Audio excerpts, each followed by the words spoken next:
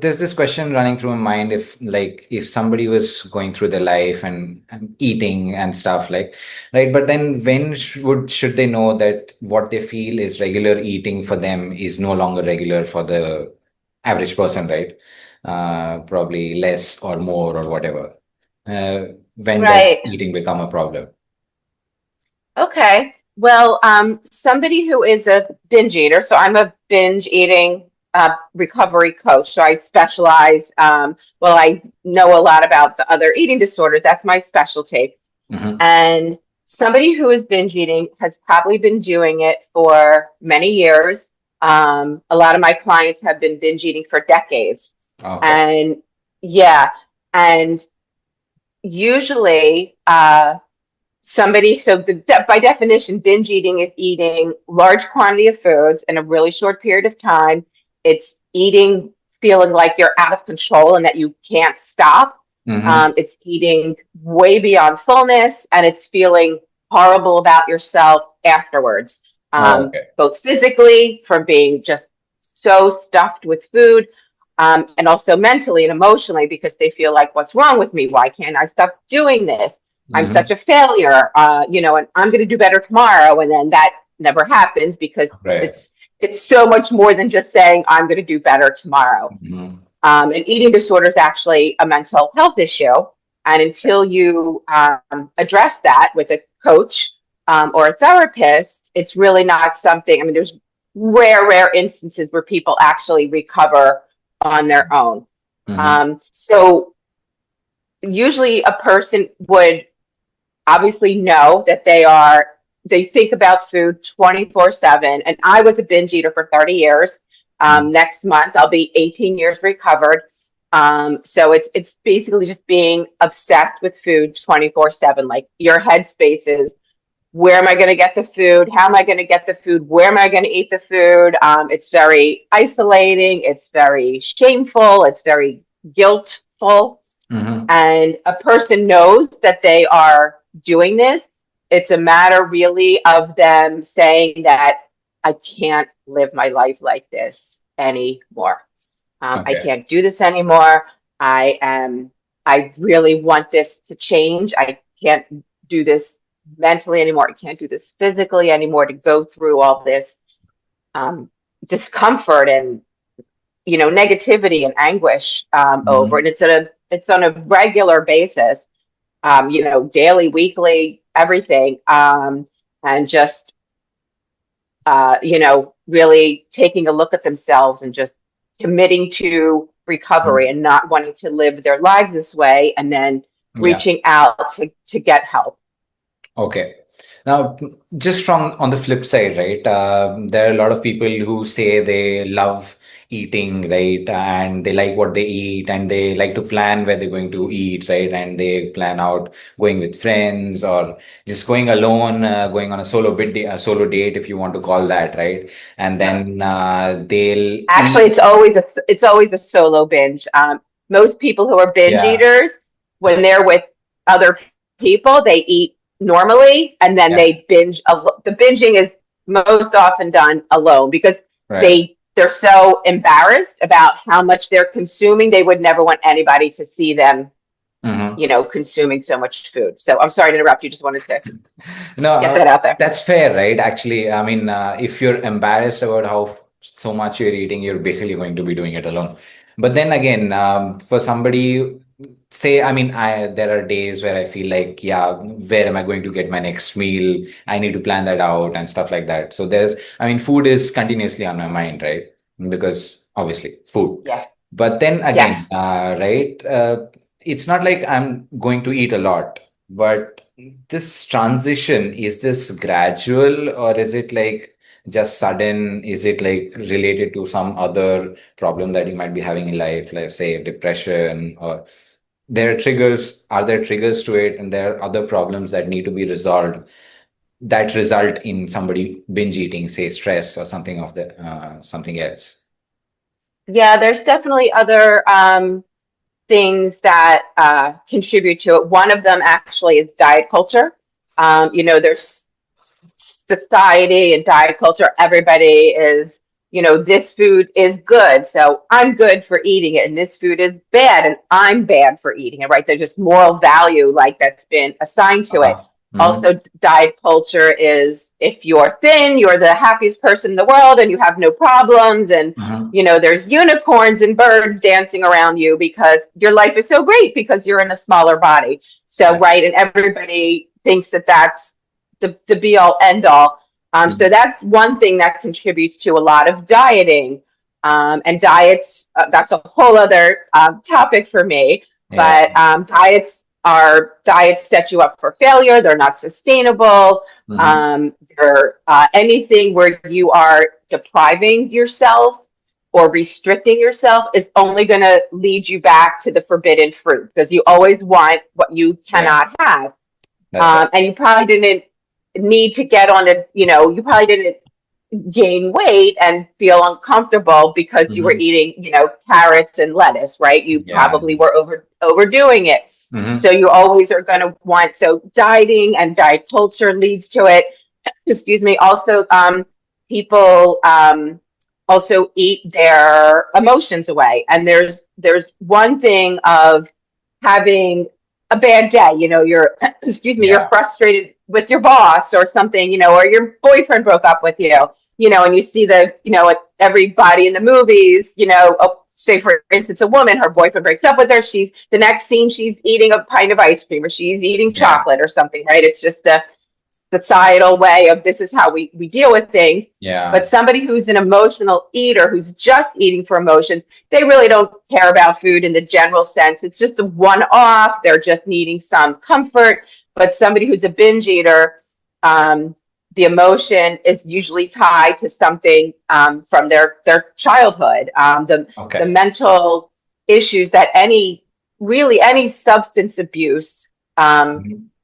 somebody who abuses substances, whether it's alcohol or drugs or food, Mm-hmm. it's related back to some trauma in their childhood. And it doesn't have to be some, awful trauma. It can Yeah. be micro traumas, Mm-hmm. just other negative behaviors that happen in your home, usually by your parents or a relative, in just this negative reoccurring fashion leads you to believe as a child, you don't have the means to process, what's happening. So a Yeah. child thinks, I'm unlovable and I'm not worthy and I'm not deserving. And they turn to food for love and for coping.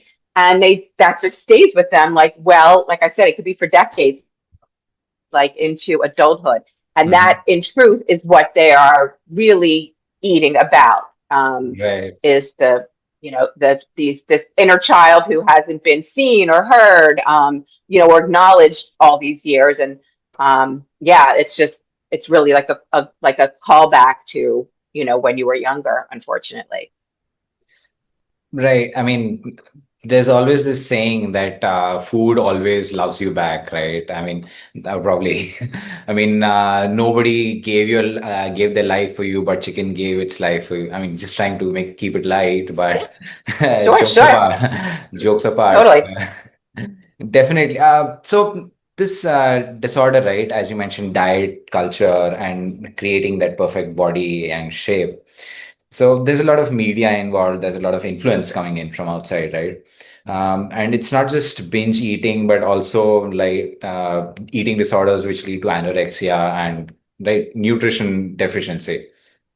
So probably, I mean, you try to get to one, but then end up being on the other end, right? Because you're trying to deprive yourself, but then you end up binge eating because you've deprived yourself too much. Probably that Exactly. kind of thing, right? Now, how much role is the media actually playing in this? Say, because you mentioned, right, we see people in movies, boys or girls having a bad day and then eating a tub full of ice cream, watching movie, right? But that's Right. one off for them. It's not one off for us because it ends up being a regular thing because the Yes. smallest problem will lead to you turning to food rather than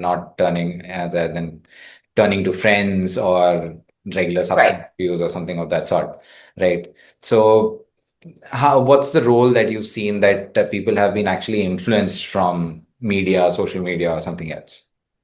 Yeah, that is a great question. And the role is huge, huge. Years ago, when I was younger, there were no phones, and there was, it was like the TV and the newspaper. I'm really dating Yeah. myself, but so there wasn't all of the, in your face all the time, 24/7, Right. wherever you look kind of thing.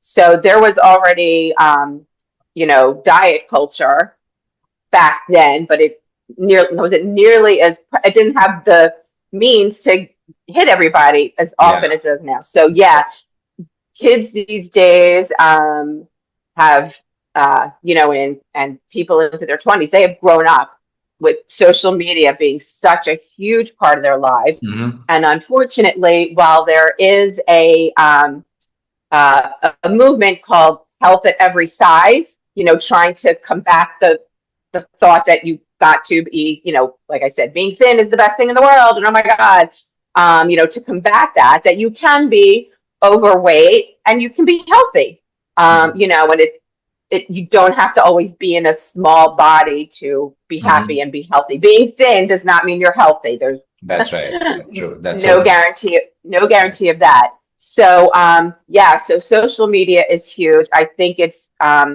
really harmful for the younger generation, because they Mhm. have just, they're so overexposed to it, and it's been pounded in. Mhm. And and even adults, we see it all the time too. That we're all supposed to look a certain way, and like I said, eating Yeah. these foods um, are bad, and you're bad for eating them. And here's the 6,000th diet, and this one's going to work for you, right? Everybody's looking for that quick thing Yeah. that's going to serve them. So yeah, social media is huge, huge for in a negative way for that. But then we've talked about the diet side, but there's also the part of social media that's all constantly bombarding you with recipes, with restaurant suggestions, and Oh, new places to yeah, go, new dishes to try, and yep. fancy looking foods, right? How do you deal with that? I mean, there's one thing when you're talking about that somebody's trying to sell you a course of the next crash diet that will work for you, right? Obviously, that's one thing, but then there's all obviously a lot of people out there trying to put out, say, healthy recipes or just regular recipes and fancy looking dishes and which actually look very tasty, to be very frank. I'm enticed a lot sometimes, but can't help it, right? That's how they're made to be. How do you deal with that? Yeah, I think it's a matter of looking at it from a more like neutral perspective. There's a ton of foodies out there who are the Yeah, ones who are putting up those pictures and so forth, but they don't have an eating disorder. They just enjoy good food, and yeah, the food is to be enjoyed, but doesn't have to be in huge quantities. yeah, Right, you can certainly go out, have a really good meal, yeah. and you don't have to clear your plate. You don't have to eat everything's there. You can enjoy it. And, in truth, the first few bites of anything are the best, right? After that, you're always sort of chasing those great bites again. So Yeah. it really is possible to have like a few bites of, even like a bunch of things, and just be like, I really enjoyed that. That was really good. Hmm. And yeah, and I think it's great that people do put up healthy recipes, because that's important. Hmm. A lot of times, to be honest, somebody who's been binge eating their whole lives, they have there's no relationship in there for when they're hungry or when they're full. There's no, all their cues Right. they're completely disengaged with. And to learn what good foods that what good, and I don't want to make it like you should only eat healthy all the time, and and be Yeah. restrictive and so forth. I don't mean that, but there are healthy meals available, and they can taste really good, and Yeah. you don't eat them and feel like you're deprived or you're restricting. They're Hmm. made really well, and I think it's nice that those options are out there. I just don't love that people label everything, Yeah. right? That's right. I think that, and what I tell my coaching clients is that all foods fit, and that I actually encourage people to have their fun foods every day. Yeah. Some people say, "Oh my God, I can't eat cookies. That's bad for me." There's nothing wrong with having a few cookies every day. That makes you Yeah, happy, and just you don't need a whole package of cookies. You have that's right. whatever, 3 cookies, and eat them every day. It makes you happy. You feel like you're treating yourself, and Hmm. it doesn't have to be this all or nothing mentality that That's right. people have. Okay. Now, one thing you mentioned, right, that when there are people who are binge eaters, they stop thinking about or stop feeling being full or being hungry, right? So is this a physiological thing or is it in the mind that people just stop doing it? Or is it like a habit, right? That's just developed and the brain has forgotten what it feels like to be full or to be hungry. Yeah, I think most binge eaters eat way beyond fullness, so that gets ignored like right away, and it gets to the point. And I hope you've never experienced this and never do, but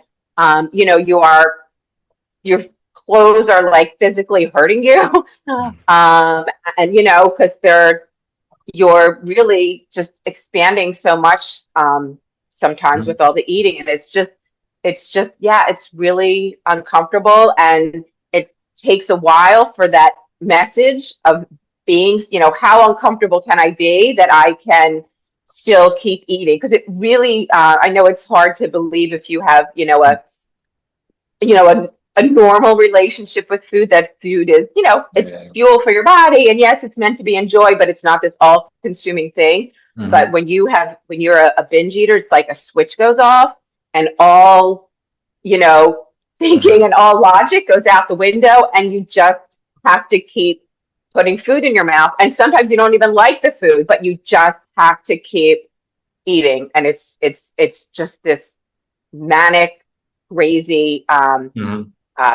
time that you're going through. And then, at some point, the fullness gets so much that your brain finally goes, okay, I really need to stop, doing this. And then that's when all the negative self-talk comes in, like, my God, what's wrong with me? Why can't I control myself? I'm such a loser. I'm a failure. And I feel so uncomfortable. And making these promises to yourself that you're going to do better the next day, talking to yourself in the mirror, being like, I am not going to, it's really hard. And it's not a matter of just stop eating so much, right? Like that's what people, would say. Well, stop eating so much. Yeah. If it were that easy, there would be no binge eaters, right? Because we all Yeah. do. We would love to stop eating so much. Like, Hmm. please, God, I want to stop eating so much. But it's totally out of your control, right? It's an Hmm. actual, like I said, it's a mental health issue that you really need, help with. Right. So is this like a thing that needs medication? Say, I mean, obviously, hunger cutters like GLP-1, or is it a behavioral thing that you work with, right? What exactly how do you work with the people that you work with? Yeah, so I don't do anything with medication, and I am not, and this is like a touchy subject. I'm not a huge fan of the GLP-1s. Hmm. I do think that there are people who it is definitely medically necessary for, and they definitely need help. Hmm. They could be, suffering from diabetes and, a bunch of illnesses that Hmm. they really need to get those numbers down. Right. So I understand in a medical sense. I don't love it, and, controversial perhaps. I don't love it for people who just want to lose 20 pounds, right? Who've been That's right. Yeah. they've been on every diet under the sun.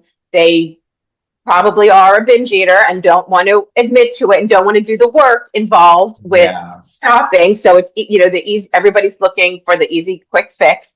Yeah. So no matter what GLP-1s can have terrible side effects. We don't know the long-term things. There's so much about it. But yeah, so I am not a proponent of that unless, like I said, it's medically Hmm. necessary. So yeah, and also, to be honest, a GLP-1 is just putting like a band-aid over a Yeah. problem that needs surgery. Right. It's just a little helper in the meantime, but it does not get to the root of the problem, Hmm. which you do get to if you are working with, a coach, or a therapist. And like I said, it is, really talking to somebody and going back and finding, and really challenging the childhood beliefs that you have, these limiting Hmm. beliefs that you have about yourself. Okay. And yeah, it is starting to shift your thoughts and behaviors around food. I mean, I Okay. will work with my clients to not only dig into their childhood beliefs and work on healing those. I try Hmm. to separate food and emotion, to make peace with food, to dismantle diet culture, to get Hmm. self-care back into their lives. So there really is so much more to doing it. And there probably are people, like you had mentioned, depression, anxiety. Those are very common. Hmm. A lot of people, I would say most people who are binge eaters, also have depression and anxiety. I'm on antidepressants. I mean, I'm Hmm. recovered for 18 years, but I suffer from depression. And a lot of people who have any kind of substance abuse issue also has depression, and anxiety as well. So yeah, I think it's much more behavioral.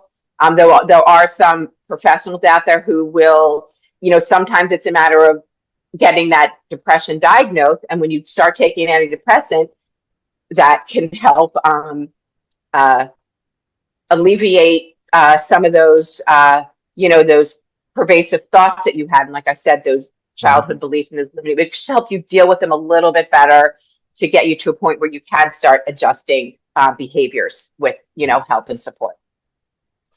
So yeah, I mean, that's fair, right? If it's such a problem that you need medication, you have to take it. But then, but that also needs expert advice, right? Because you first need to understand that how bad is the problem, and is it really so psychologically potent that you actually need to take medication rather than going through a proper therapy, something of that sort. Okay. So, sorry for asking, sorry for not asking, what have you been doing other than helping people with their eating disorders? Um, I'm not sure what you mean by that. Can I I mean, tell you it's just, the yeah, I mean, how can people know about you? What else are you doing other than oh, helping? Yeah. yeah, yeah. And also, I wanted to say, just to go on to your social media question from before, Hmm. the other nice thing, though, or a good thing about social media, is that there are people like me who are out there who are trying to be encouraging and to let you know that you can recover, and who offer advice and support and services around it, which, Hmm. again, back before there was social media, Yeah. what were you doing? You look, I don't know that there were things in like the phone book, or you know what I mean? Like, how were you getting any help? So while there is such an influx of negative things about eating Hmm. disorders and sucking you into it and diet culture, there Hmm. are people like me who are out there. So Hmm. anybody who is suffering can go, go online. I mean, me and a ton of people were on Instagram, Yeah. again, giving advice and support. I have YouTube videos, I have a Facebook page, I have a website, and it's always offer, I'm sure other people do as well, but I, offer a free consultation. Like, let's talk and let's see what you're facing and what you're struggling with. And let's see if, I can support you. And that way the social media can be, very helpful. Yeah. Okay, just one thing that was crossing my mind, right? Sometimes it's just like, I mean, I've had this once or twice, just like the feeling of just munching for the sake of munching, right? Is that a thing that people eat whatever they find when they're a binge eater, or is it that they go towards a specific type of food that they have in mind and they just continue to eat that?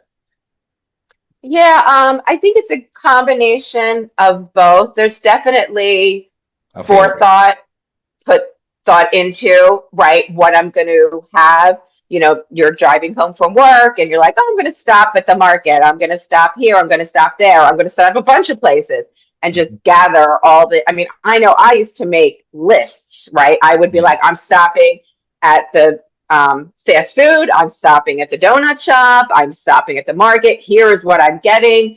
And sometimes it's, you're walking around the market looking for, um, you're looking for your dinner or your Yeah. lunch, and then something catches your eye, and then that can cavalcade into, okay, I want this, and I want that, and I want that. Yeah, it's it's really crazy how that just overtakes, all rational thought, and you just become Yeah. consumed with, what I'm going to have. Yeah. And then sometimes it results to stuff that you have around your house that you maybe don't love, but it'll suffice because I just need to, I need to be eating. I mean, yeah, it's difficult to relate when you've not been there. But obviously, I can't refer to some certain episode in my life and say, yeah, I can relate to you, right? Because it was just one episode or something of that sort where I was probably having a bad day and I thought, let's just eat and watch a movie, right? And stuff my mouth Yeah, while I'm yeah, eating, while I'm yeah. And watching. right. And that's more of a one-off. That's Yeah, really not an eating disorder.